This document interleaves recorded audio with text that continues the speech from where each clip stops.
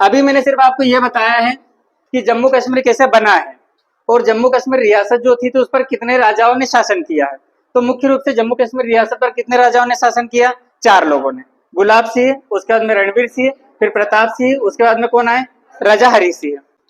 अब देखो क्या हुआ, 15 अगस्त 1947 को 15 अगस्त 1947 को क्या हुआ? भारत आजाद हुआ। ठीक है, 15 अगस्त 1947 को भारत आजाद हुआ। ठीक है, तो आपको पता है कि जब भारत आजाद हुआ तो कितने देश बने? 2 देश बने। एक बना भारत और एक क्या बना? पाकिस्तान। ठीक है, अंग्रेजों ने भारतीय स्वतंत्रता अधिनियम 1947 ब्रिटिश पार्लियामेंट में पारित किया और उन्होंने बोला कि 15 अगस्त को हम भारत को आजाद कर देंगे। लेकिन भारत के साथ साथ में भारत से पाकिस्तान भी आजाद होगा और 2 देश बनेंगे। एक बनेगा भारत और एक क्या बनेगा? पाकिस्तान बनेगा। अब देखिए, जब भारत और पाकिस्तान बनेंगे तो अंग्रेजों ने भारत पर कब्जा किया था। अंग्रेजों ने भारत पर कब्जा किया तो जब अंग्रेज भारत में थे उस समय भारत 3 एरिया में बटा हुआ था। एक तो थी भारत में देसी रियासतें, एक थे ब्रिटिश प्रांत और एक क्या थे? चीफ कमिश्नरी क्षेत्र।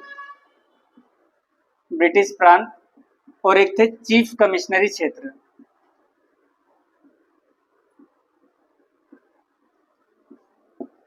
ठीक है, ब्रिटिश प्रांत क्या थे? ब्रिटिश प्रांत वो थे जिस पर डायरेक्ट कंट्रोल किसका था? अंग्रेजों का। चीफ कमिश्नरी क्षेत्र वो वाले हिस्से थे जिस पर डायरेक्ट कंट्रोल किसका था? अंग्रेजों का था। और जो देसी रियासतें, लगभग 565 देसी रियासतें थी भारत में आजादी के समय। लगभग 565 देसी रियासतें, और ये 565 देसी रियासतों का शासन किसके पास में था? भारत के ही राजाओं के पास में था। लेकिन वो राजाओं भी किसके अधीन काम करते थे? अंग्रेजों के अधीन काम करते थे। ठीक है, जब 15 अगस्त 1947 को भारत आजाद हुआ, ठीक है, और एक पाकिस्तान नया देश जब बना तो अंग्रेजों ने भारत को क्या दिया? ब्रिटिश प्रांत और चीफ कमिश्नरी क्षेत्र। क्योंकि भारत, अंग्रेजों का डायरेक्ट कंट्रोल किस पर था? ब्रिटिश प्रांत पर और चीफ कमिश्नरी क्षेत्र पर। उन्होंने गुलाम किसको बनाया था? राजाओं को। तो राजाओं को उन्होंने क्या किया कि भैया आप स्वतंत्र हो। अब जो ब्रिटिश प्रांत का जो एरिया और चीफ कमिश्नरी क्षेत्र का जो एरिया भारत की तरफ था तो वो सीधे सीधे किसको मिल गया? भारत को मिल गया। जो मुस्लिम बहुल्य ऐसे क्षेत्र जो ब्रिटिश इंडिया का हिस्सा थे, लेकिन वहां पर कौन रहते थे? ज्यादा मुसलमान रहते थे, वो सीधे किसको मिल गए? पाकिस्तान को मिल गए। ठीक है, अभी जो 500 मतलब लगभग 60% एरिया, 60% एरिया भारत का जो था वो ब्रिटिश इंडिया था, ब्रिटिश इंडिया। और जो लगभग 40% एरिया था वो किसके पास में था? देसी रियासतों के पास में था। ठीक है, तो अंग्रेजों ने बोला कि भैया देखो, 2 देश बन रहे हैं, एक भारत बन रहा है, एक पाकिस्तान बन रहा है। जो ब्रिटिश इंडिया का एरिया हमारे डायरेक्ट कंट्रोल में है तो हम जो भारत तरफ है वो भारत को दे देंगे। जो मुस्लिम बहुल्य ऐसे क्षेत्र जो ब्रिटिश इंडिया के हैं वो किसको दे देंगे? पाकिस्तान को दे देंगे। तो 2 देश बने, एक भारत बना, एक पाकिस्तान बना। ठीक है, कुछ हिस्सा हम ब्रिटिश इंडिया का भारत को दे देंगे, कुछ किसको दे देंगे? पाकिस्तान को दे देंगे। लेकिन जो देसी रियासत का एरिया है वो हम नहीं दे सकते, ना भारत को दे सकते हैं ना पाकिस्तान को दे सकते हैं, क्योंकि हमने जो संधियां की थी या जो गुलाम बनाया था वो किसको बनाया था? राजाओं को। तो अब राजाओं को अभी हम क्या कर रहे हैं? आजाद करके जा रहे हैं। आजाद करके जा रहे हैं तो अब राजाओं के ऊपर है कि जो 2 देश बन रहा है, एक भारत बन रहा है, एक पाकिस्तान बन रहा है, तो वो चाहे तो भारत में मिल जाए या चाहे तो किस में मिल जाए? पाकिस्तान में मिल जाए। ठीक है, तो ये घोषणा पहले ही कर दी थी कि भारत को आजादी मिलने वाली है। ठीक है, और 15 अगस्त 1947 को भारत आजाद हो जाएगा। अब दोनों के दोनों देश, दोनों को पता था। भारत में उस समय जो पार्टी काम कर रही थी उसका नाम था भारतीय राष्ट्रीय कांग्रेस, अभी जो राहुल गांधी है वही वाली पार्टी। और जो पाकिस्तान के लिए काम कर रही थी उस पार्टी का नाम था मुस्लिम लीग। ठीक है, तो दोनों की दोनों पार्टियां इस काम में लगे कि ब्रिटिश इंडिया का जो एरिया है वो तो मिल ही जाएगा, भारत को कुछ एरिया मिल जाएगा, कुछ एरिया किसको मिल जाएगा? पाकिस्तान का। लेकिन जो मेन है वो क्या है? 565 देसी रियासतें, इनके पास में लगभग 40% मतलब जो एरिया है वो किसके पास में है? देसी रियासतों के पास में है। तो आजादी से पहले ही 15 अगस्त 1947 को भारत को आजादी मिलने वाली है। और इसके पहले ही भारत में क्या हुआ? एक रियासत मंत्रालय बनाया गया, रियासत मंत्रालय। तो इस रियासत मंत्रालय का भारत में जो प्रमुख था वो थे सरदार वल्लभ भाई पटेल, सरदार वल्लभ भाई पटेल। और रियासत मंत्रालय के जो सचिव थे वो हमारे यहाँ के एक सिविल सर्वेंट थे, उनका नाम था वीपी मेनन, वीपी मेनन। इन दो लोगों को, और पंडित जवाहरलाल नेहरू भी साथ में थे। तो मुख्य रूप से सरदार वल्लभ भाई पटेल को ये जिम्मेदारी सौंपी गई कि जो 565 देसी रियासत है, जो राजा है, उनको मिलाने की जिम्मेदारी आप पर है। उनके पास में जाओ, उनसे बातचीत करो और उनको बोलो कि आप दो देश बन रहे हैं, एक भारत बन रहा है, एक पाकिस्तान बन रहा है। आप स्वतंत्र हो, लेकिन स्वतंत्र रह नहीं पाओगे, क्योंकि इसमें क्या होगा, 565 देसी रियासत है, तो मतलब 565 देश अलग अलग रहेंगे।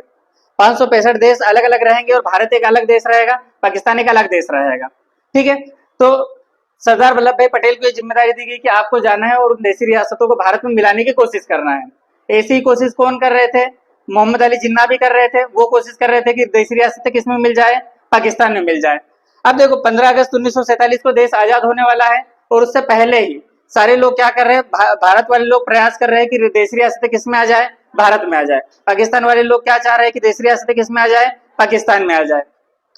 15 अगस्त 1947 तक, ये इससे पहले सरदार वल्लभ भाई पटेल और वीपी मेनन ने मिलकर 565 में से 562 देसी रियासतों को किस में मिला लिया, भारत में मिला लिया।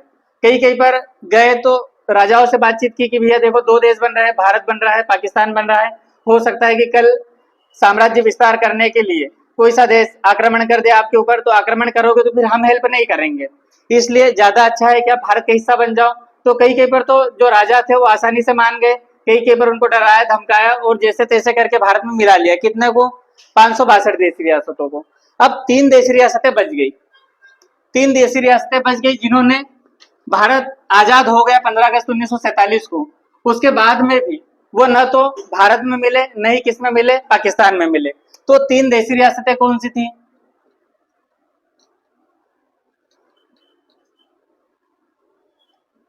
ठीक है, एक एक को समझते हैं अपन।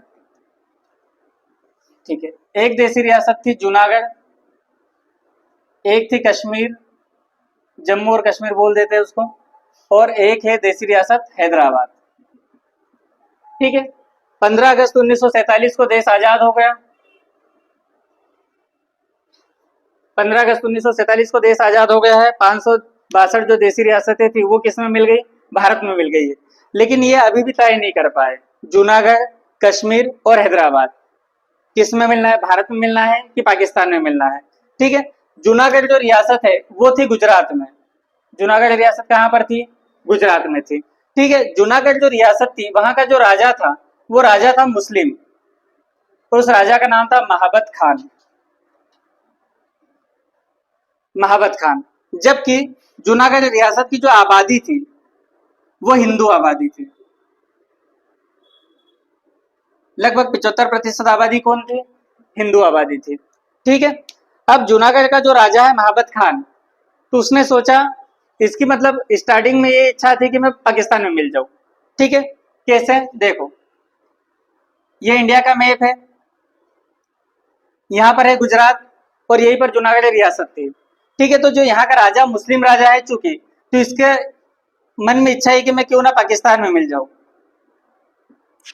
ठीक है, क्योंकि यहाँ से समुद्री मार्ग भी है, तो पाकिस्तान, आसानी से पाकिस्तान से मैं कनेक्ट हो सकता हूँ। ठीक है। तो महाबत खान जो है, इसने स्टार्टिंग में पाकिस्तान से मिलना चाहता था, पाकिस्तान से मिलना चाहता था। और यहाँ की आबादी कौन थी? हिंदू। जो हिंदू आबादी थी वो चाहती थी कि हम भारत का हिस्सा बने, लेकिन जो यहाँ का राजा था वो चाहता था कि हम किसका हिस्सा बने, पाकिस्तान का हिस्सा बने। और इसके बाद में क्या होता है, जो महाबत खान है, इस व्यक्ति ने पाकिस्तान में विलय की घोषणा कर दी।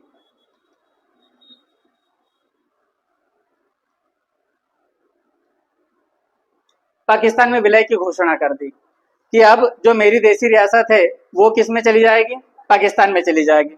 जब जिस दिन ऐसी घोषणा की उसने, पाकिस्तान में विलय की घोषणा की, तो वहां की जो आबादी थी उन्होंने विद्रोह कर दिया कि हमको पाकिस्तान का हिस्सा नहीं बनना है, हमको हिस्सा किसका बनना है, भारत का।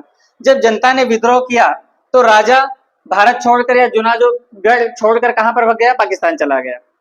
पाकिस्तान जब चला गया तो इसके जो, मतलब एक यहाँ के जो मेन व्यक्ति जो दूसरे थे, राजा से दूसरे नंबर पर जो व्यक्ति आते हैं, उनका नाम था शाहनवाज भुट्टो। शाहनवाज भुट्टो। तो ये जो व्यक्ति था, इन्होंने क्या किया, सरदार वल्लभ भाई पटेल को आमंत्रित किया कि जनता ने विद्रोह कर दिया है, राजा ने तो पहले ही घोषणा कर दी थी हम पाकिस्तान में मिलने वाले हैं, तो जनता ने विद्रोह कर दिया और जनता चाह रही है कि हम किस में मिलेंगे, भारत में मिलेंगे। तो फिर सरदार वल्लभ भाई पटेल जाते हैं, तो सरदार वल्लभ भाई पटेल ने बोला कि ऐसे ही अगर डायरेक्ट ले लेंगे हम तो वो थोड़ा सा क्या हो जाएगा, गलत हो जाएगा। तो जो सरदार वल्लभ भाई पटेल है उन्होंने क्या कि हम ऐसे ही जूनागढ़ रियासत को भारत में विलय नहीं करेंगे, हम क्या करेंगे वहां पर वोटिंग करवाएंगे, जनमत संग्रह करवाएंगे। तो फिर क्या होता है, जो जूनागढ़ रियासत है वहां पर जनमत संग्रह हुआ, और जनमत संग्रह हुआ तो जनता की राय जानी गई कि भैया आप भारत में मिलना चाह रहे हो या पाकिस्तान में मिलना चाह रहे हो। चूंकि हिंदू आबादी थी तो सारे लोगों ने भारत में मिलने की इच्छा जाहिर की और जूनागढ़ का हिस्सा बन गया, भारत का हिस्सा बन गया। ठीक है, तो अब देखो 562 देशी रियासतें तो पहले ही भारत में मिल चुकी थी। अब ये जो जूनागढ़ रियासत है, ये जूनागढ़ रियासत भारत जब आजाद हो गया उसके बाद में 1-2 महीने बाद में, लगभग सितंबर 1947 में ये भारत का हिस्सा बन गई जूनागढ़ रियासत। तो अब इसकी टेंशन तो खत्म हो गई कि जूनागढ़ रियासत जो है वो तो किसका हिस्सा बन गई, भारत का। ठीक है, अब इसके बाद में क्या हुआ, हैदराबाद बच गया और क्या बच गया, कश्मीर बच गया। ठीक है, हैदराबाद ने क्या किया, हैदराबाद भी चाह रहा था पहले स्टार्टिंग में कि मुझे भी पाकिस्तान का हिस्सा बनना है। ठीक है, ये भी चाह रहा था कि किसका हिस्सा बनूं, पाकिस्तान का। ठीक है, लेकिन फिर यहाँ पर भी क्या हुआ कि भारत ने भी दबाव बनाया कि भारत का हिस्सा बनना है, मतलब पाकिस्तान तो बहुत दूर है, वहां पर आप जाओगे कैसे। ठीक है, तो अब इसके बाद में क्या हुआ कि हैदराबाद ने भारत सरकार के साथ में एक स्टैंड स्टील एग्रीमेंट कर लिया।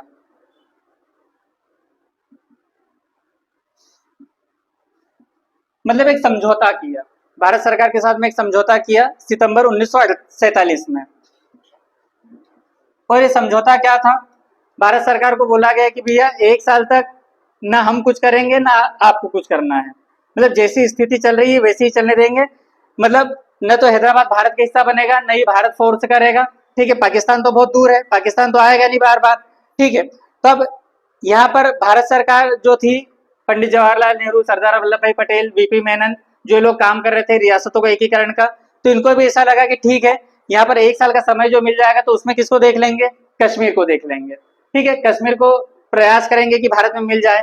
ठीक है, अब देखो जैसे मैंने पहले बताया था कि जो जूनागढ़ है, जूनागढ़ का जो राजा था महाबत खां, वो स्टार्टिंग में कोशिश कर रहा था कि मैं किस में मिल जाऊं, पाकिस्तान में मिल जाऊं, और पाकिस्तान में उसने विलय की घोषणा भी कर दी। लेकिन वहां की जो जनता थी वो मना बोल गई, उन्होंने विद्रोह कर दिया। तो फिर मजबूरी में क्या उसको भागना पड़ा पाकिस्तान, और जब पाकिस्तान वो भाग गया तो यहाँ पर जनमत संग्रह हुआ, और जनमत संग्रह के माध्यम से जूनागढ़ किसका हिस्सा बन गया, भारत का। हैदराबाद जो था, तो हैदराबाद ने एक समझौता कर लिया और बोल दिया कि 1 साल तक कुछ नहीं करेंगे, न भारत का हिस्सा बनेंगे न पाकिस्तान का हिस्सा बनेंगे, जैसा चल रहा है वैसे ही चलता रहेगा। अब जब यहाँ पर ऐसा हो गया, जूनागढ़ पहले ही मिल गया, हैदराबाद में 1 साल का समय मिल गया भारत सरकार को, तो अब फिर पूरा ध्यान किस पर गया, कश्मीर पर। अब कश्मीर का जो राजा था, कश्मीर का राजा स्वतंत्र रहना चाहता था, और कश्मीर का राजा कौन था आजादी के समय, हरी सिंह। कौन है, हरी सिंह।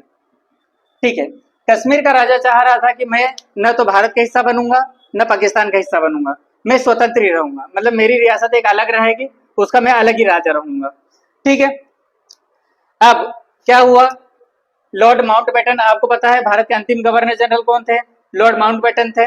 ठीक है, देखो जब भारत आजाद हुआ ना 15 अगस्त 1947 को, 2 देश बने, एक बना भारत और एक बना पाकिस्तान।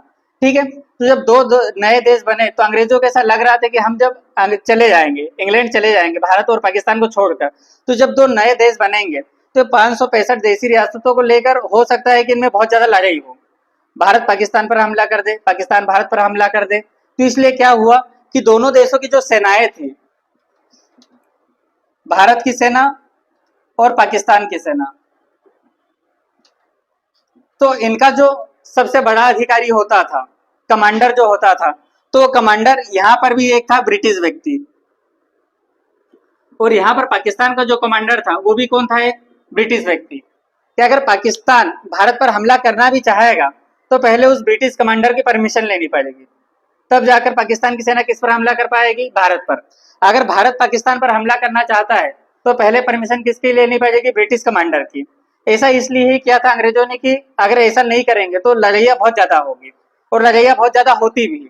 लेकिन फिर क्या कर दिया कि ब्रिटिश कमांडर किसको बना, दोनों सेनाओं के जो सबसे बड़ा अधिकारी होता था वो एक कौन था, ब्रिटिश व्यक्ति था, और दोनों जगह जब ब्रिटिश व्यक्ति है तो ब्रिटिश ब्रिटिश लड़ाई नहीं करेंगे, ठीक है, क्योंकि कुछ सेना ब्रिटिशर्स की भी थी, भारत में भी थी, और कुछ सेना किसके पास में थी, पाकिस्तान के पास में भी थी, ताकि ये दोनों में युद्ध बहुत ज्यादा नहीं हो, इसलिए अंग्रेजों ने ये काम किया था। अब जो लॉर्ड माउंटबेटन थे,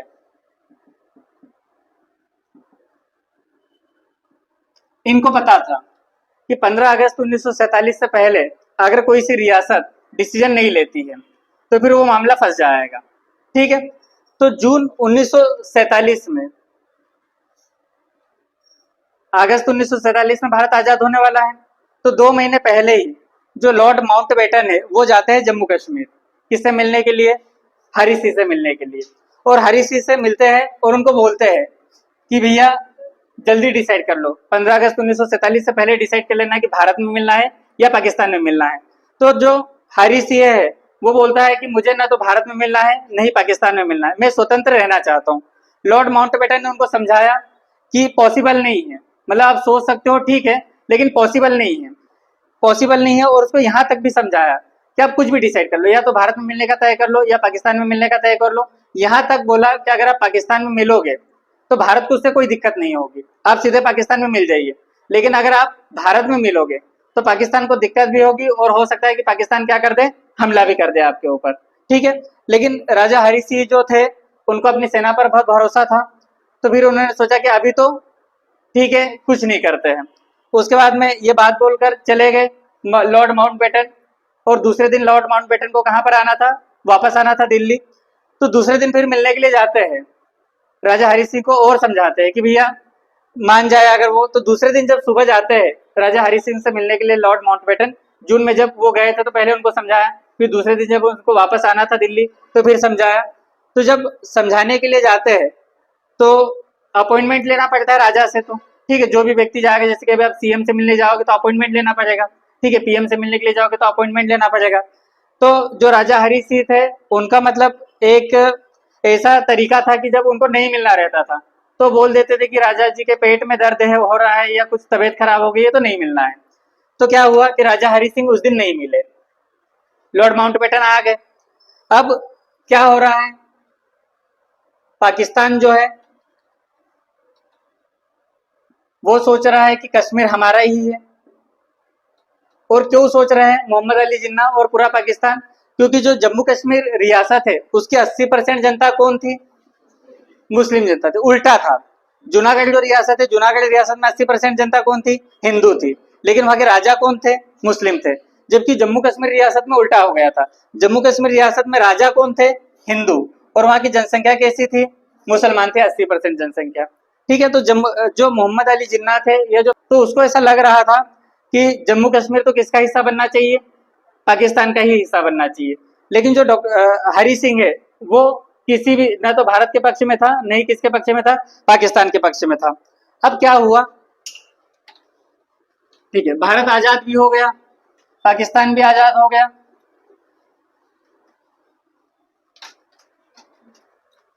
अब देखो जैसे कि जम्मू हैदराबाद के साथ में जो भारत सरकार ने स्टैंड स्टील एग्रीमेंट किया,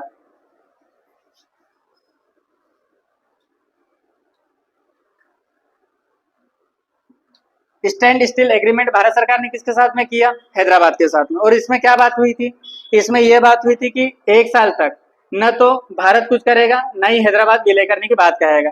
वैसे ही स्टैंड स्टील एग्रीमेंट किसने किया था, पाकिस्तान ने, किसके साथ में किया था, हरी सिंह के बीच में,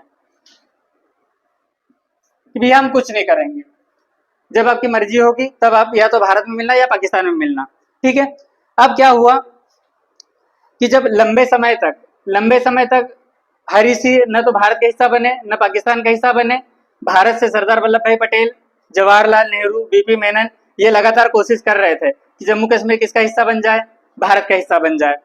तो मोहम्मद अली जिन्ना जो है उनको ऐसा लगा कि ऐसा नहीं हो जाए कि जम्मू कश्मीर किसका हिस्सा बन जाए, भारत का हिस्सा बन जाए। तो उन्होंने क्या किया, अक्टूबर 1947 में,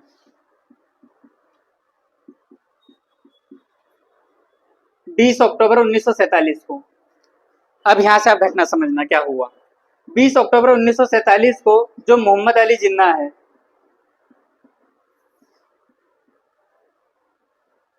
उन्होंने उनकी सेना उनकी सेना के एक व्यक्ति थे, उनका नाम था अकबर खान। अकबर खान, इनको जिम्मेदारी दी है कि भारत पर कब्जा कर, मतलब जम्मू कश्मीर पर कब्जा करना है। लेकिन जम्मू कश्मीर पर कब्जा करेंगे तो जैसे सेना अगर जाएगी तो वो गलत हो जाएगा। गलत कैसे हो जाएगा? क्योंकि अभी अभी दो देश बने हैं 15 अगस्त 1947 को, और नए नए देश बने हैं, और क्या हो रहा है, अंतर्राष्ट्रीय लड़ाइयाँ लड़ रहे हैं। और 1945 में ही क्या बना था, यूएन बना था, यूनाइटेड नेशन बना था।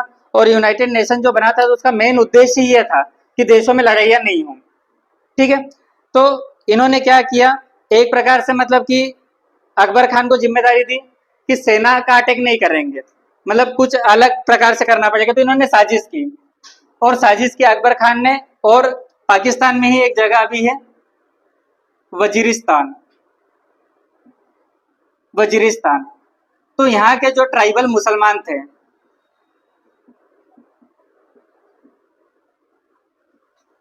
यहाँ के ट्राइबल मुसलमान थे, तो इनकी एक फौज खड़ी की।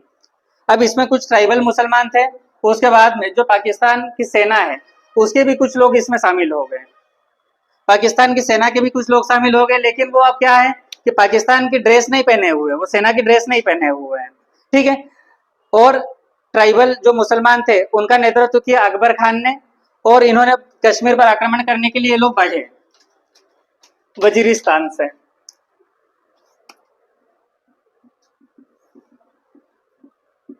ये यहाँ से निकले 20 अक्टूबर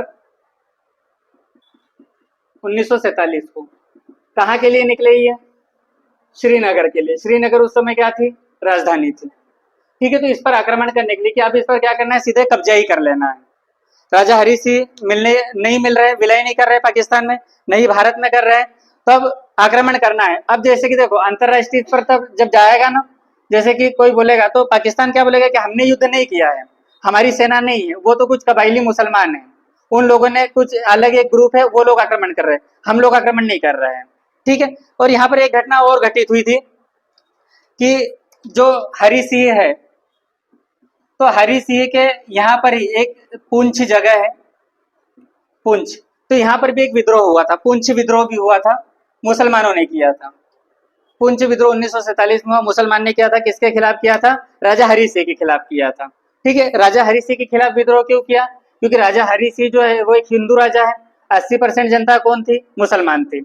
जब हिंदू राजा था तो जो बड़े बड़े सरकारी नौकरियों में पद होते थे, बड़े बड़े पद होते थे, उस पर जो डोगरा वंश थे, डोगरा वंश और जो हिंदू लोग होते थे उनका वर्चस्व था। और जो मुस्लिम थे वो क्या करते थे, किसानी का काम करते थे, मजदूरी का काम करते थे। तो जो किसान होते हैं, मजदूर होते हैं, उनका शोषण तो होता ही है। ठीक है, तो जब उनका शोषण हुआ तो यहाँ पर क्या हुआ, पुंछ में विद्रोह हुआ, किसके खिलाफ, राजा हरी सिंह के खिलाफ।